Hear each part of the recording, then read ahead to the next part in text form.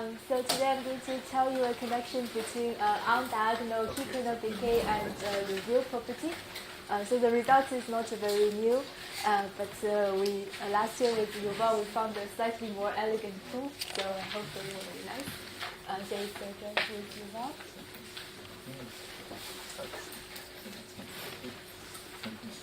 So the subject here is about random walk on groups, which yesterday Tatiana already talked about. So let's just write down the setup.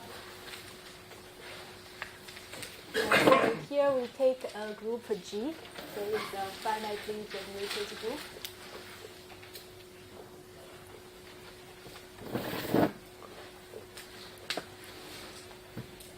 And let's equip it with the finite generating set.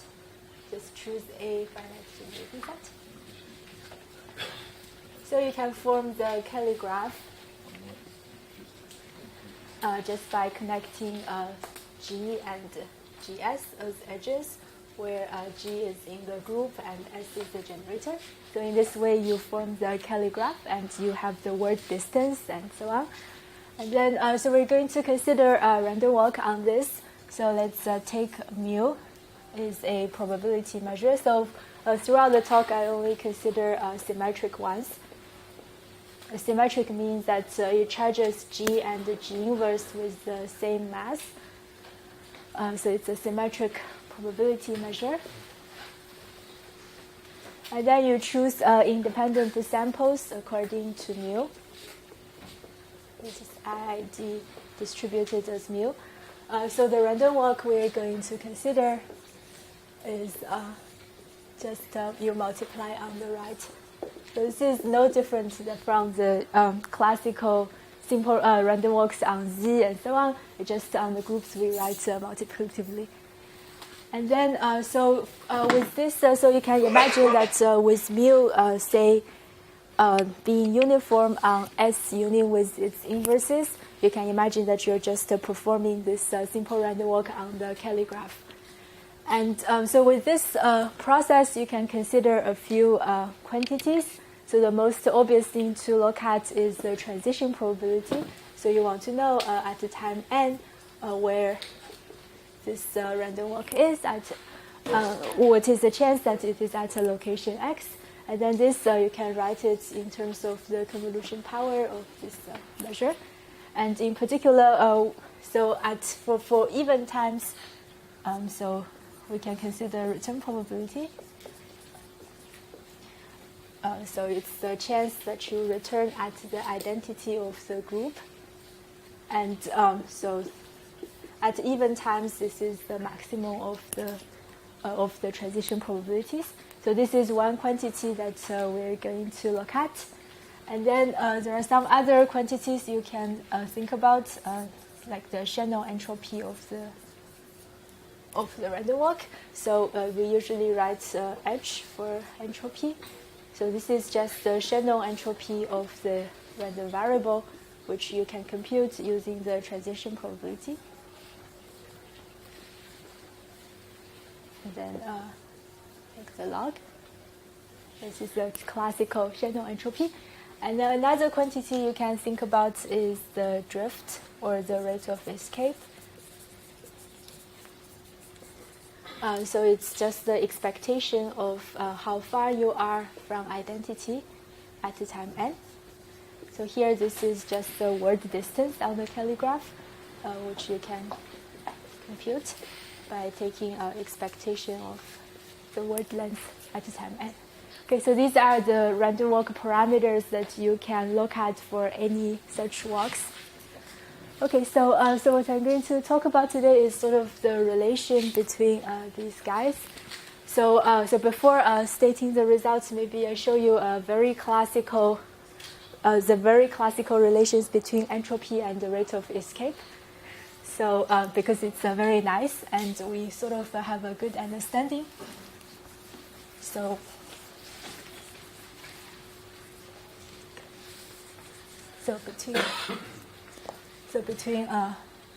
this is very classical between entropy and rate of escape.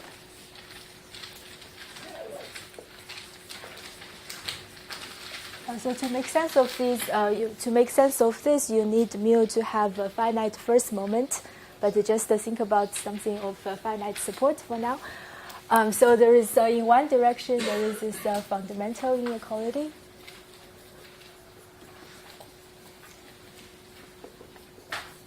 Which is just basically says that you can bound entropy from above by log of the volume growth. So here I don't pay attention to constants. So basically, so you need to add a constant here, maybe put a constant here. But basically, it says that so here, V is just the volume growth. So it's the size of the ball of radius r. So it basically says that, so the proof is very simple. It basically says that you, at the time n, you look at typically where you are, and then your entropy cannot be bigger than log of the volume of that ball. Okay, so this, so for exponential growth, you just have essentially entropy is bounded above by rate of escape. And then there is another direction that comes from a consequence of convolvulus inequality over Varapulus Con. That tells us that so the inequality of originally just gives you a decay of diagonal estimates.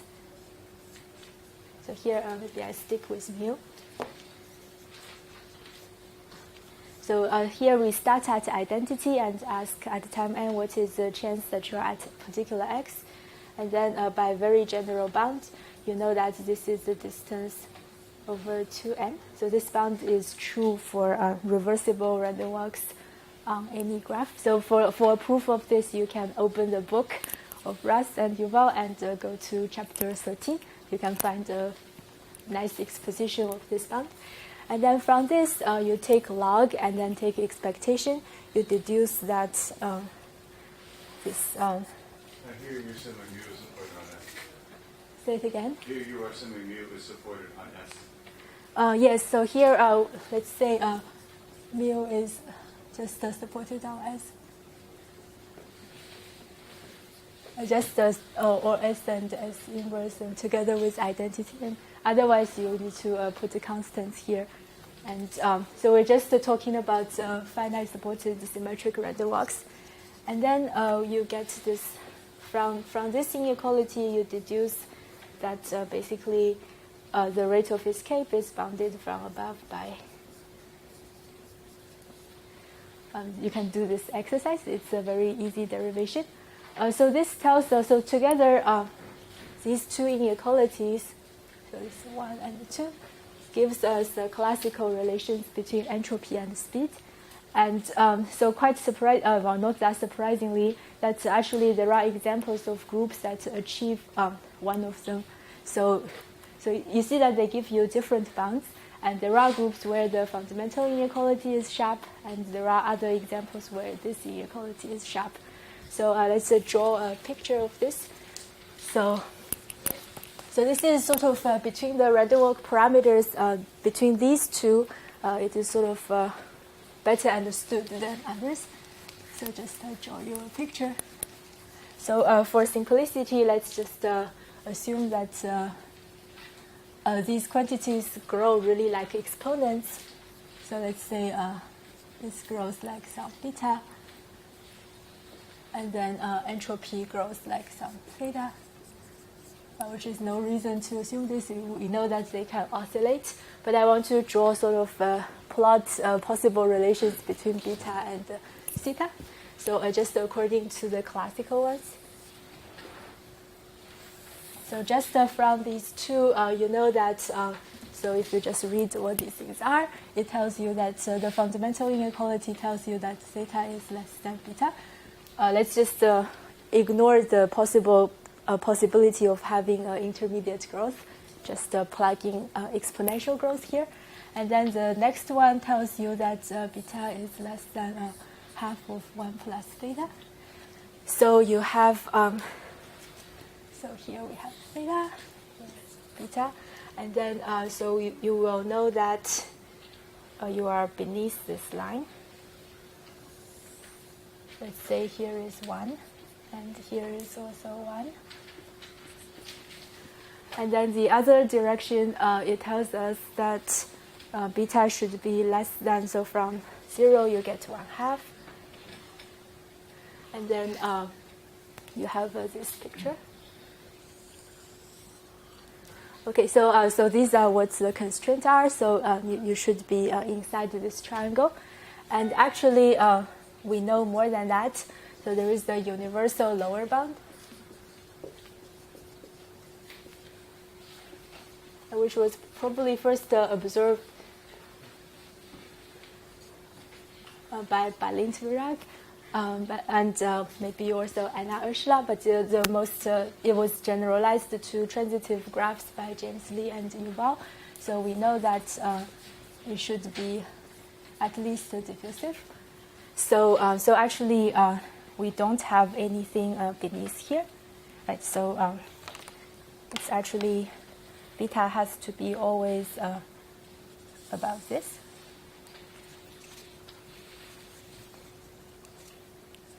So here is 1/2. And then, so what we know about possible values, maybe I write it down here.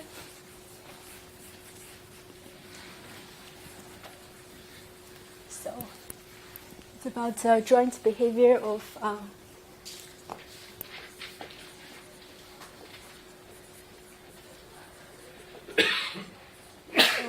entropy and rate of escape. Is essentially that we know, so here we go up. So here is 3/4. So the known result is that any pair of values inside here can be realized. So I just say it more carefully. So for any theta belong to 1/2 and 1, and then this beta satisfying these two classical constraints,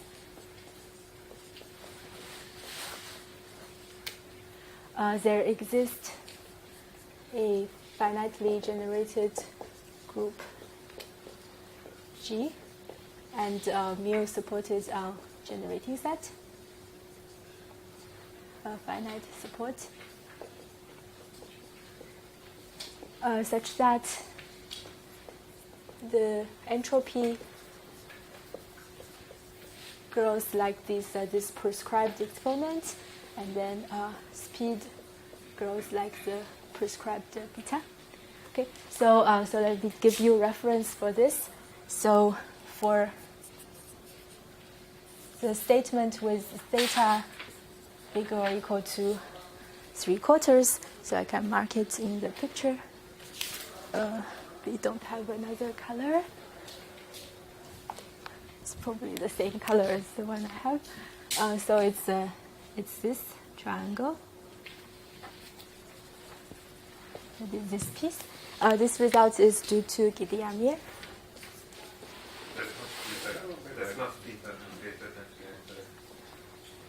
Oh, sorry. So, so Guidi, you start at 3/4, right? Or maybe I should say speed 3/4. Then it is correct. Okay, good. Thank you.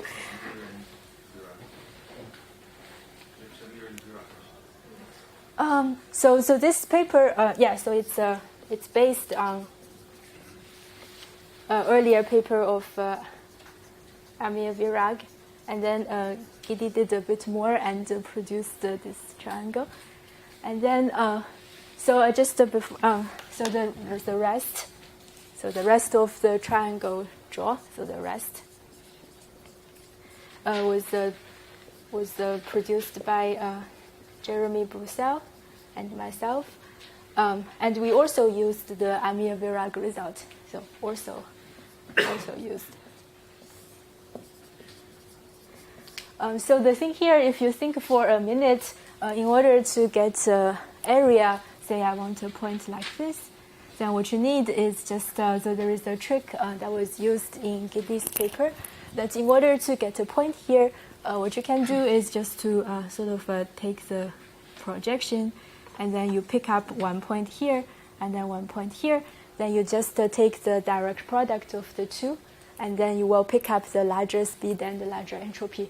So in order to get this triangle, all you need is to produce sort of extreme examples under the constraints just on the edges, and then simply by taking direct product, you fill the triangle. Okay, and so what we did with Jeremy is we just produced groups that satisfy these two lines. Okay, so this is the story about joint behavior between entropy and rate of escape. That's above 1/2 among groups of exponential growth. It is sort of a satisfying picture, but yeah. So here is the. So nothing is known. So it's really nothing is known. Absolutely nothing is known. Well, if you go down to polynomial growth, then you degenerate to this point. And then, so this line is real, that you can produce the entropy with 1/2 and speed between 3/4 and 1/2, but nothing is known here. So especially, so Liouville has a nice conjecture that is it true on groups of exponential growth, you cannot go beneath 1/2 for entropy. And but even you allow yourself to consider groups of sub-exponential growth, it's not clear whether you can get smaller entropy. Also, there is also the question whether speed must be super diffusive. Somehow, nothing is known in this empty area. So this is what I want to say between entropy and the rate of escape. And the main results I want to present is between return probability and entropy. So maybe I erase this part.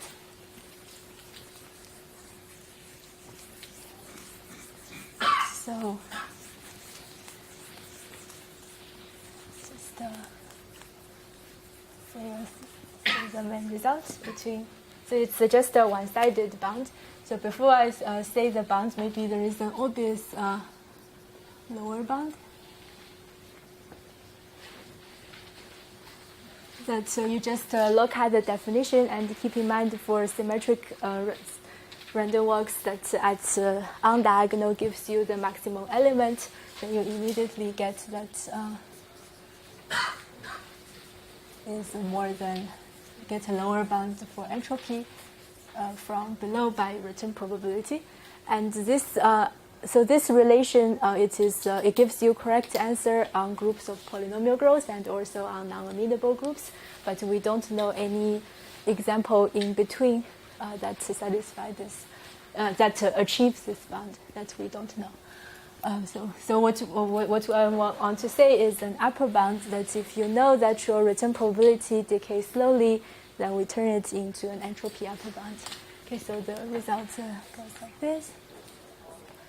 So it's a joint with Liouville.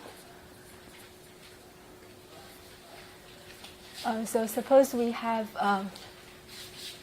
so it will be stated in two parts. So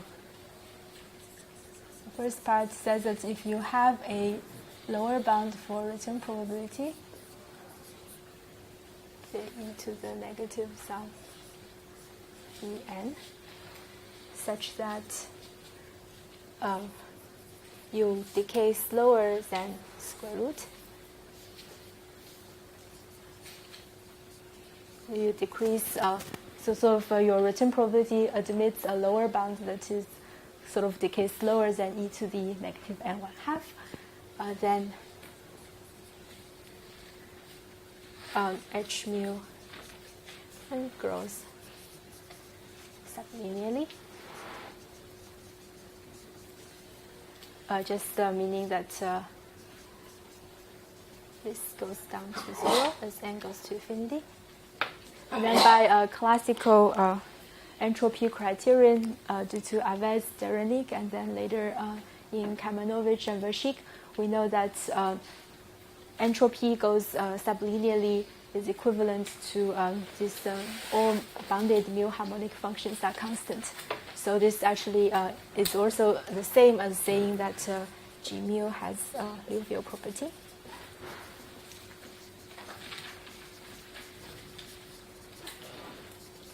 Meaning that all bounded mu-harmonic functions are constant.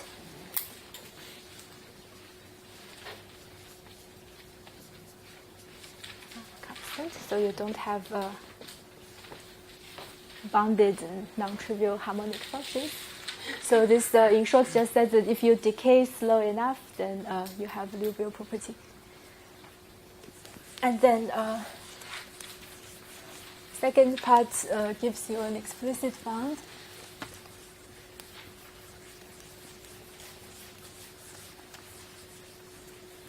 So the second part gives an explicit bound. So suppose we actually know the growth decays slower than some gamma, where gamma is between 0 and 1/2. So suppose we know this bound, then you can turn it into an entropy upper bound with some other constant, n to the gamma over 1 minus gamma. Okay, so this is the upper bound. And you can see that above 1/2, this bound is nonsense. So it's sort of only works with the slow decay. Okay, so maybe I draw the picture. So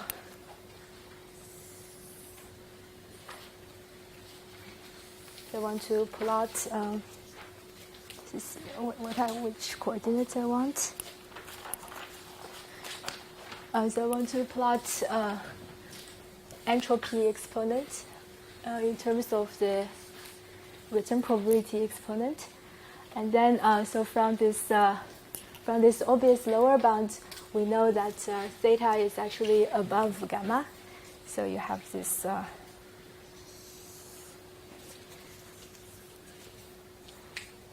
line. Maybe here is 1. So gamma is like the stretched exponential exponent here. And then, so our bound tells us that, maybe I draw it correctly. So it works until 1/2, and then we have something like this.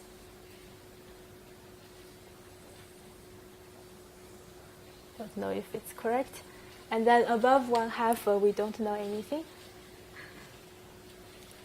So possibly the pair of stretched return exponent and entropy exponent should be in this triangle, and so maybe I put the side remark that by a result of Varapulus, that on exponential growth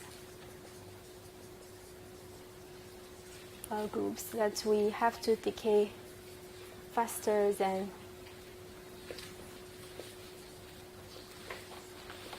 n to the 1/3. So if you have a volume lower bound, you can always use the Varapulus method to produce an upper bound on the decay.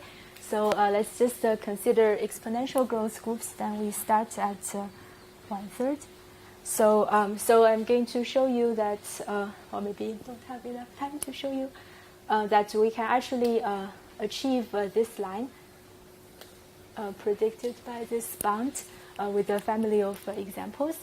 And then we also know some other examples that goes like this. And so by the same trick, we know that sort of points in this region, we can achieve sort of a joint behavior with the return probability exponent and entropy exponent.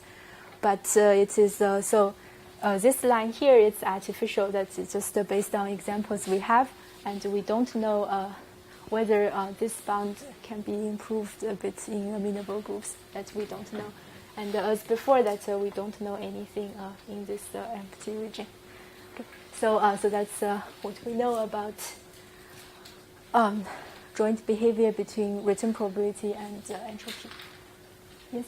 So for the group satisfying the inequality of the heat kernel, does your theorem, can you conclude from your theorem that every generating set, the Cayley graph, will have the Liouville property? Yes, that's a good point. Yes. So one good thing about this result is that it's known that the decay of return probability is stable, not only under change of generating sets, it is invariant under quasi-isometry.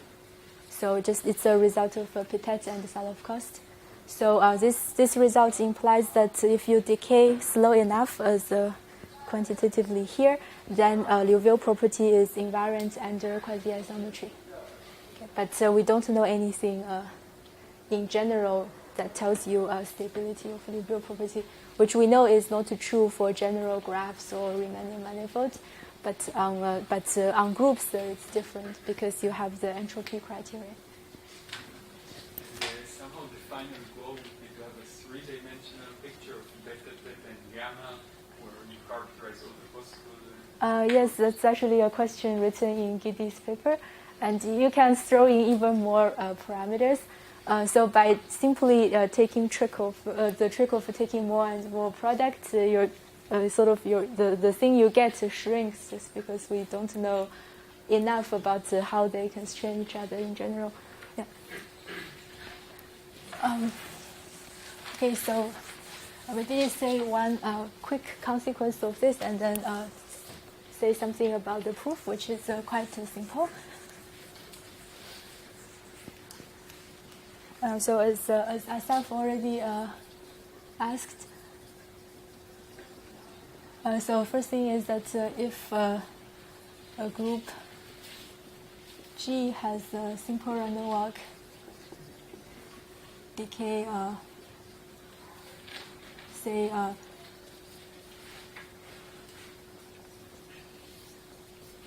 goes down to 0 as n goes to infinity, then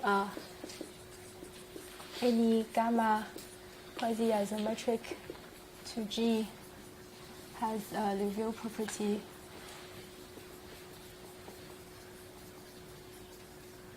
for any measure, so any symmetric probability measure. Actually, with the finite second moment is enough.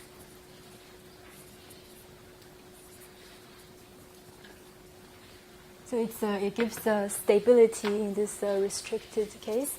And then another consequence you can deduce is, so suppose we have a group G such that it really decays faster than, decays slower than 1/3. So suppose this is true. Then any symmetric for any symmetric with the finite first moment,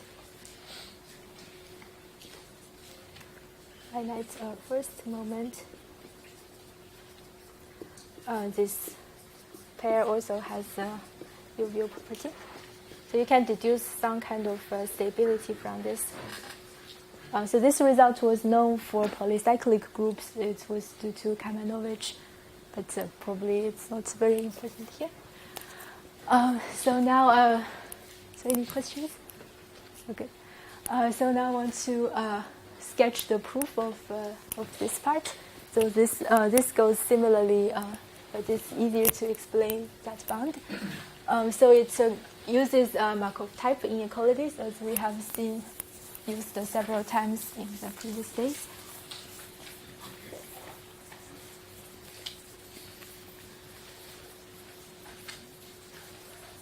So the proof of the. So it's really similar to how you prove the fundamental inequality. Just use the bound produced by Markov type inequalities. So the first thing to do is to relate the decay of return probability to the spectral profile, which is well known. So the first thing, so the step one is just translate this assumption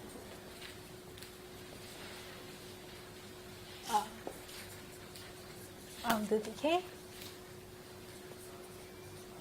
to an upper bound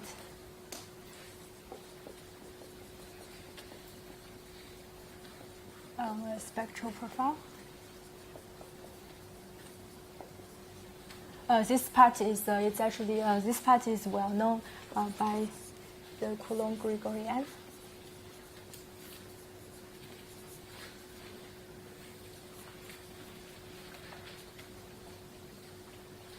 So it goes like this. I want to apply Markov type inequality to certain cocycles to construct them. And so the first thing to do is to find some good test functions on the Kelly graph so that we can apply the Markov type inequality. So maybe I put down the definitions here. So you can define the spectral profile, which you probably know.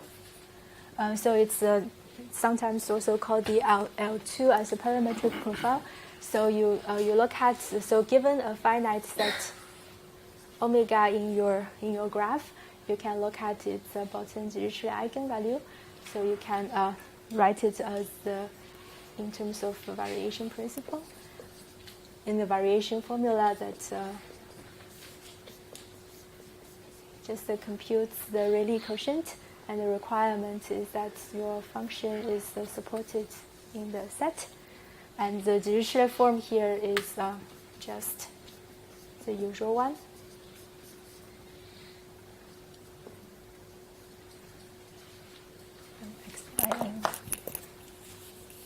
So here we just write x in the group, and then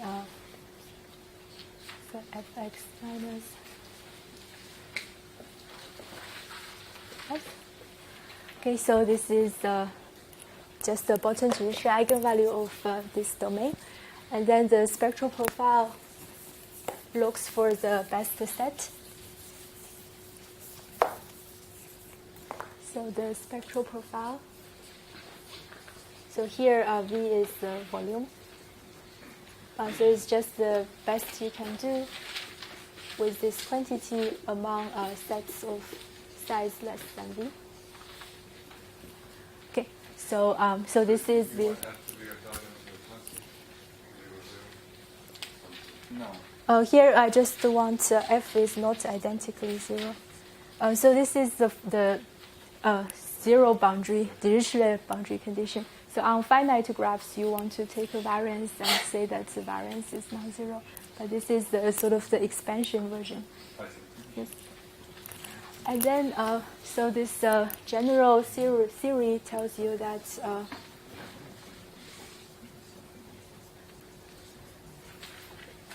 so it just tells you a sharp connection between decay of return probability and the profile, and as a consequence, you can deduce that if you have this lower bound, implies that you have an upper bound on the profile that looks like here is the log V, and then you have 1 minus gamma over gamma. Okay, so this you can just deduce from what the theory tells you. So it just guarantees from this assumption that you have good sets in your Kelly graph where this eigenvalue is small. Okay, and then the next thing is so from this you can just deduce the following. It's a quick lemma.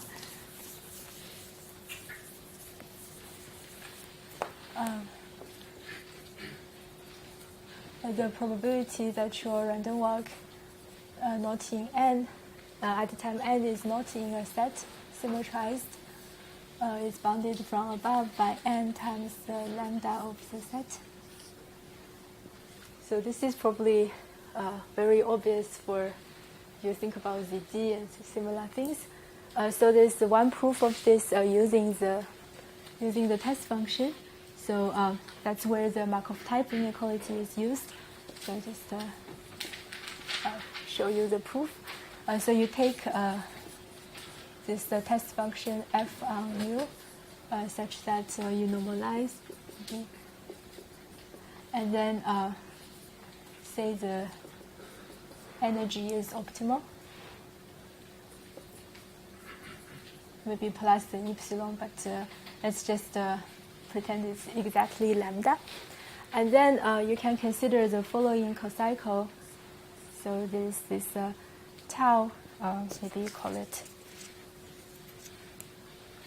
just a tau from the group to the little L2 of the group, such that you define tau on an element just to be, or maybe it's better to write a sigma. It's just f, so this is a test function minus the translate. So this maps the group element to a function. And then, so here, this is actually just, it is a coboundary. Just because it's a difference between translates of the same function. And then, so this, for this, we can, so to this, we can apply. Sorry, what is tau g? Oh, so sorry, tau g is the translation. So tau g on a function is just you translate, say, on the right. So it's really like a gradient. Take one function and then translate by the group element, and then take the difference. So so this is a coboundary. So lives in this little L2. So we can apply the Markov type inequality. So now we apply Markov type inequality. So it works for general one cocycles in Hilbert space. So it works actually in a similar way to the more well-known Markov type inequalities, but this specific version was in a paper of Asaf Nauer and Liouville. The title is the embedding of groups into Banach space or Hilbert space and the speed of random walks. So, I'm not going to explain to you what is a one cocycle, but so any one cocycle is basically you can decompose as a almost coboundary like this plus a harmonic cocycle. So in particular, you can apply the Markov type inequality to this guy. Okay, so so the result is that so since we're in Hilbert space, Markov type is 2. There's no constant, so we get. So this is the random walk at time n. So you get this very neat formula, this very neat inequality. Okay, so this is what the Markov type tells you. So type 2, it shows up here. Okay, and then, so from this, you recognize what the... sorry, I didn't write the expectation. Okay, and then you recognize what these things are. So this part, if you plug in the definition, it's exactly twice of the Dirichlet form. And then this part, we want a lower bound. So remember, this is just a difference between two functions. So if the G is very big, so that you make the support disjoint, then you get 2 copies of the same function. So your L2 norm is just twice of the L2 norm of F, if you manage to translate them apart.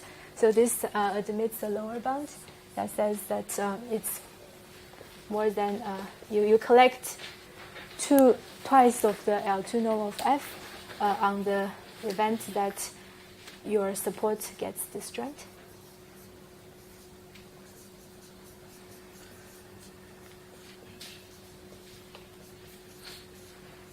Right, just simply you translate to.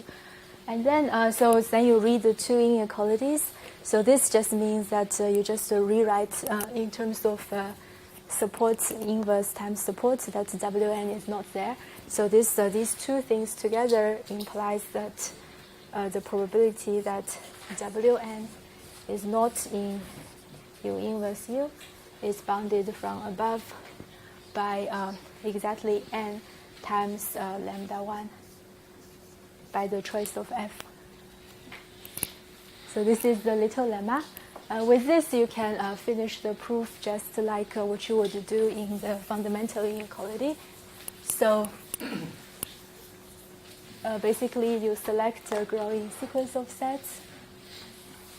So you want to decompose your space like with larger and larger u's. Let's say u1, u2, and so on.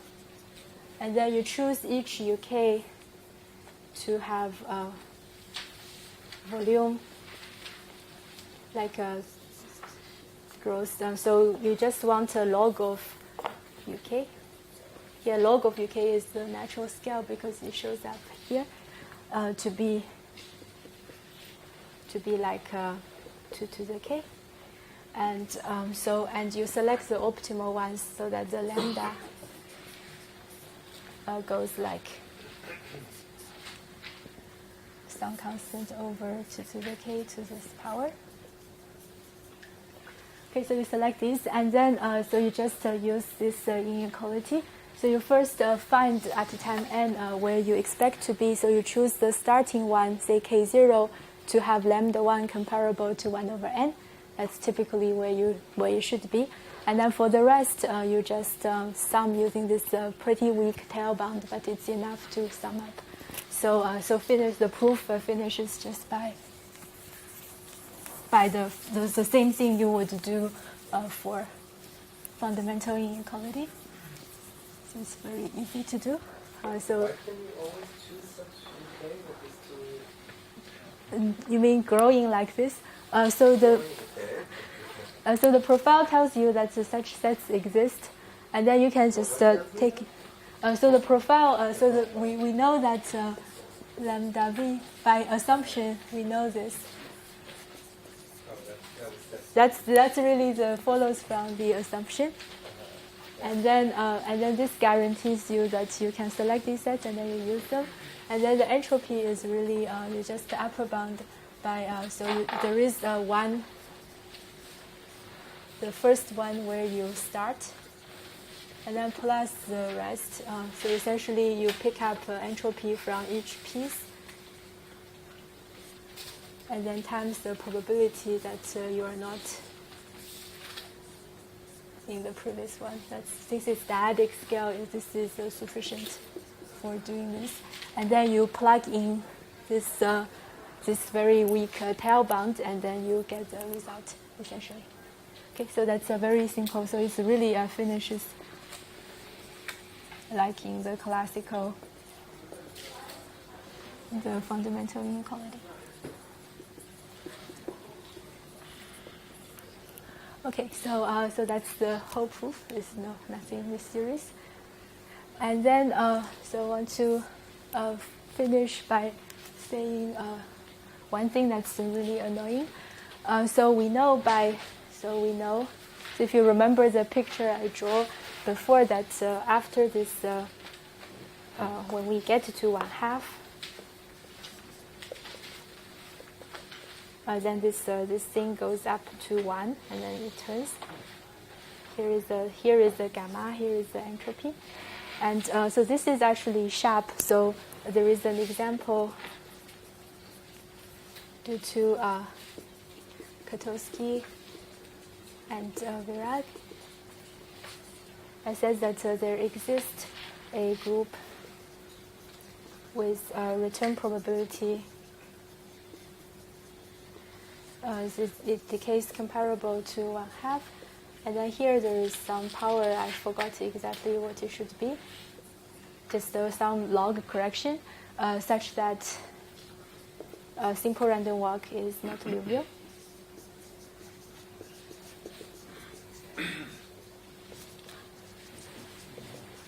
So it says that this 1/2 exponent is sharp. So, but there is a gap between this example and what we can show with this method. That's what happens exactly at 1/2. So I just finish with this question. So what is exactly the transition point? So this question. So what happens when we know, say, decay is really like e to the Or maybe you just have a lower bound. Can you say it is Liouville or not? And then there is the question that's also we cannot do, but it's of a similar flavor that it's asked to me by Anna. So she asked, so suppose you assume something that looks even stronger than this. So suppose the Foner function of G is bounded by just exponential. You just have a Foner function bounded by exponential is the group Liouville.